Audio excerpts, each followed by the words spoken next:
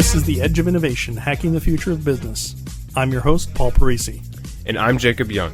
On The Edge of Innovation, we talk about the intersection between technology and business, what's going on in technology, and what's possible for business. So welcome to The Edge of Innovation. Today we're talking with Mark Dever from Washington, D.C. So do you think you're an entrepreneur? Well, in that I don't mind trying new things, yeah. I think I'm an odd entrepreneur because in the sense that I tend to be kind of traditional, conservative, and extremely, by nature, content. Okay. So I don't feel restless or driven, but I think I do work as hard as entrepreneurs tend to work, and I think I'm very willing to try certain kinds of new things. So you're mixing innovation in with entrepreneurship, and they're very close and they're very intermingled. Where do you think that there has been innovation in your work in the church? Or is that a good thing? Is that a bad thing? It's a fairly big subject because... Well, I think I've worked to recover what I would consider older, more biblical practices that have been largely lost in too many churches today, and I put those back in a modern church. I see. Well, that's re-innovation, if you will. That's cool. Do you think that there is room or opportunity to innovate in the church? Yeah, sure. I think it can be done very badly, and I think it can be done very well. But yes. So what's some examples of that? Well, badly would be if you innovate in the message.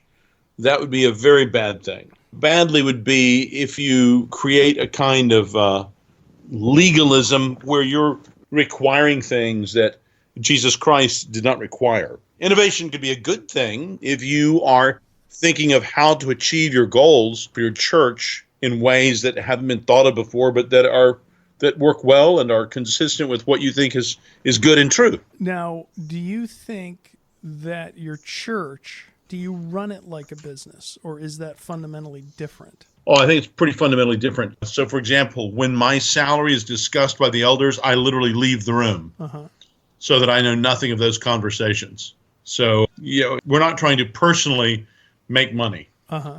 We don't profit in that sense. Do you have customers? People who are members of the church who attend here may think of themselves that way. We don't use that as an image because it makes the customer king, where we understand that God is king, and we understand that he's revealed in the scriptures what we should do, believe, have. So we don't think that's just up to the individual's choice. I see. So you have 1,000 people coming to services. You are having an impact in their life, and they're having an impact in the people around them's life. Do you think that the church, this particular church, accomplishes a lot? And if so, what is the primary accomplishment that you would sort of extol? That we try to be faithful to what God has revealed in Scripture, and we try to help other people do that, to live in a life of love of God and love of neighbor as we should. So that's what we work for. So it's a very different, it's a quality of life. Right. It's not a quantity. It's not finally a metrical thing, like we can count it up. Right. So, for example, Paul, our church has as a building one large room in it that can seat about 1,000 people. Well, that room has been full for 10 years. So we're not having a growing number of members. Our number of members is kind of static at about 950 to 1,000. And what we try to do is serve them as well as we can. Now, we have people die and people move on, so we've always got sort of more space for more people who want to come in. But success can't be seen in our percentage of numerical increase each year. I see. So how do you measure success? Just by whether or not we evaluate ourselves as being faithful in being and doing those things that we've been called to be and to do. I see. So the teachings of the Bible is what you're saying. Do we fulfill those? Do we understand those? If we have a husband who is abusing his wife, and we do nothing to stop him from doing that, then we understand that we're failing. If we act to stop him from doing that and we help the wife and we help the children, then we understand that as success. I see. So you actually get into the messiness of human interaction. Very much so. Yeah, that's very interesting. So again, revisiting the idea where you didn't go to school for organizational management. You didn't go to school for how to run an organization.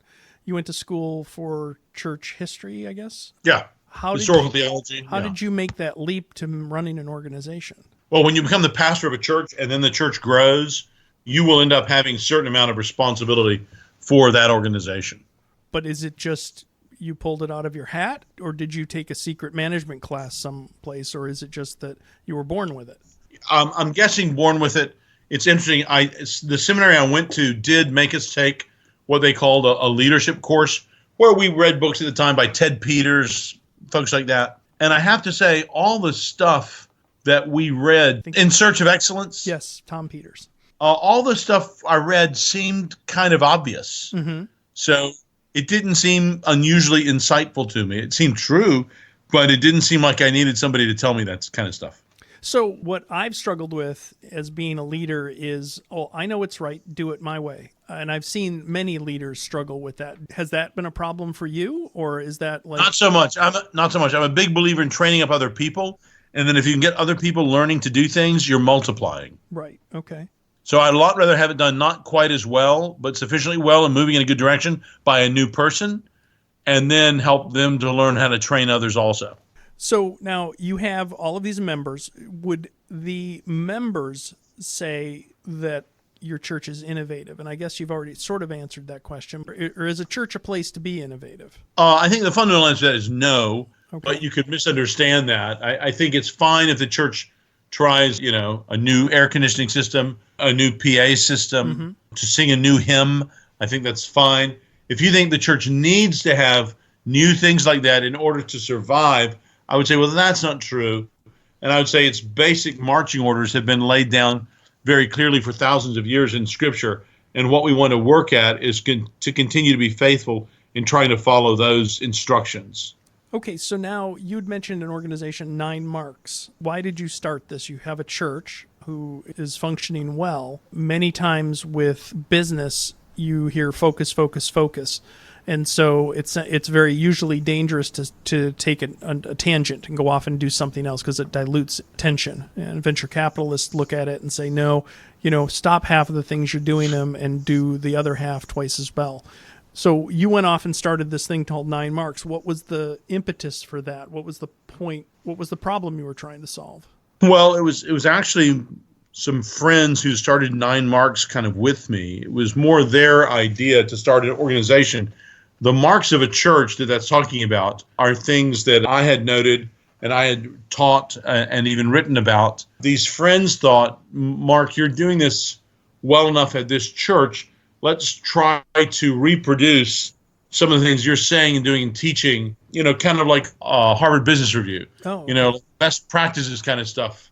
Let's share this with other pastors so they can see what's going on and maybe develop resources that would help them improve their churches. And has that gone the way you expected it, better, worse? When you started it, it sounded like you were a reluctant traveler. That's like, okay, you guys are interested in doing this, I'll come along. But is that fair, or how is it worked out? I think it's fair. It's gone well. It's been around for 21 years. And yeah, if you go to the website, 9marks.org, look on a church search map, you'll find about 4,000 churches in the U.S. that have affiliated themselves with this, saying they agree with these marks of a healthy church. And we have produced lots of content for free. You'll find on the website, and probably about 60 different titles, 60 different books, of which I've only written, 5 or 10 of them, not a lot of them. And most all of those are being translated into many different languages around the world. Almost every week, I'll receive some copies of some 9 Marks title that's been translated into, this last week, Polish. Oh. And, it just keeps going. Cool. So is there anything you'd like to say to would-be entrepreneurs or innovators or business people? Anything at all? Yeah, I just as a Christian, I think business is hugely important. It's productive. It creates wealth. It gives jobs to people. It helps people meaningfully organize their time to do things that help other people. So I love business people, men and women. I love to see their creativity, their productivity, the blessing they are to others. So as a pastor of a Christian church, I just couldn't be more encouraged about men and women listening to podcasts like yours, Paul, and trying to get better at doing what they do. Because if they get better at doing what they do, it's going to help everybody around them. So I'm just super thankful for good business people. Well, that could be an oxymoron, good business people. Well, you know what I mean. Yeah, no, I'm just saying, but it could be very much so. So let me go back. So you've talked about Christianity. You've talked about what it is.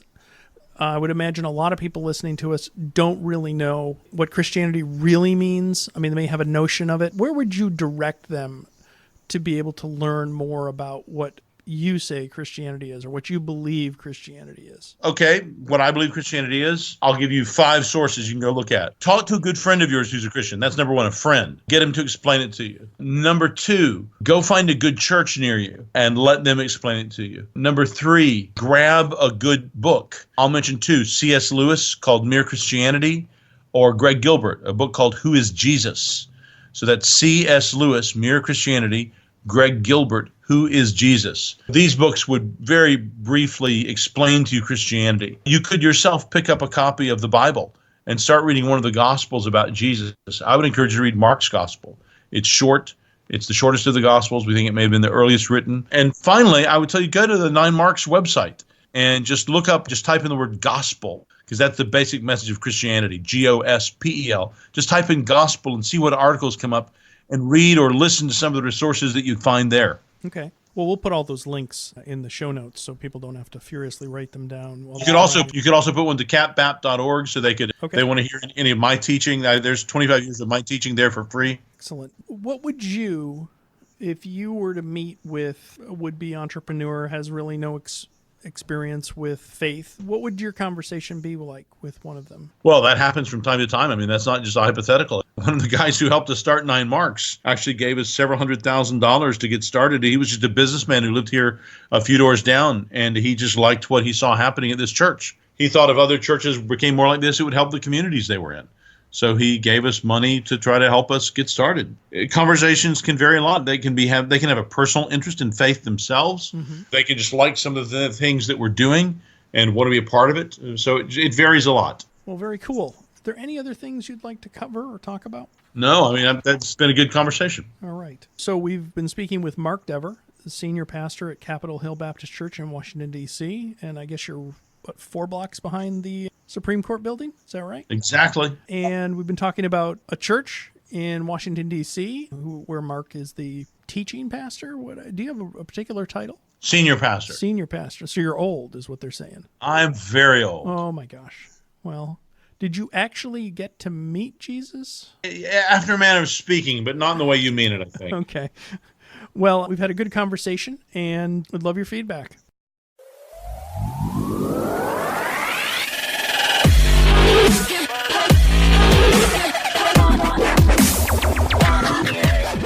The Edge of Innovation is brought to you in partnership with Savior Labs. Savior Labs exists to help businesses mature and strategize for the future. Learn more about Savior Labs at saviorlabs.com.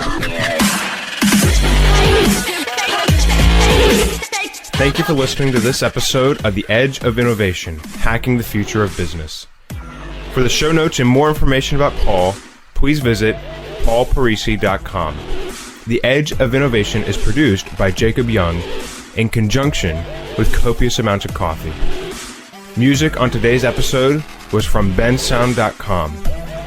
Paul can be found on Twitter at pdparisi and on LinkedIn at linkedin.com/pdparisi. This episode, like all our episodes, is transcribed and available at paulparisi.com. Thanks for listening, and we'll see you next week.